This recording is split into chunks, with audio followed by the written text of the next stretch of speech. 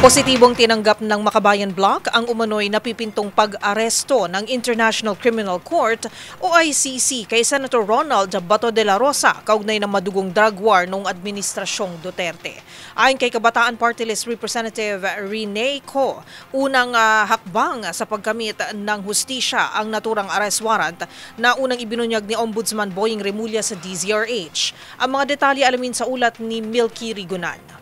May tuturing na unang hakbang ng tagumpay sa hinihintay na hustisya ng mga biktima ng war on drugs ng nagdaang Duterte administration ang napipintong pag-aresto umano kay Senator Ronald Bato de la Rosa ng International Criminal Court. Reaksyon to ni Representative Rene Co ng Kabataan Party List sa DZRH exclusive na sinabi ni Ombudsman Crispin Remulla sa programang executive session noong Sabado. Iginit ni Co na isilbi ang warrant of arrest ng ICC forthwith o agad-agad dahil bawat delay ng paglilitis ay kawalan ng hustisya sa pamilya ng mga biktima. Umaapela si Co sa publiko at sa mga kabataan na maging vigilant laban sa anumang tangka ng kampo ng mga Duterte para protektahan at hindi maisilbi ng ICC ang warrant of arrest laban kay De La Rosa. Sa panig ni Representative Antonio Tino ng ACT Teachers Party List, hindi dapat manatiling malaya ang mga utak at tagapagpatupad ng madugong drug war. Anya mahabang listahan ng mga pamilya ng biktima na naghahangad ng hustisya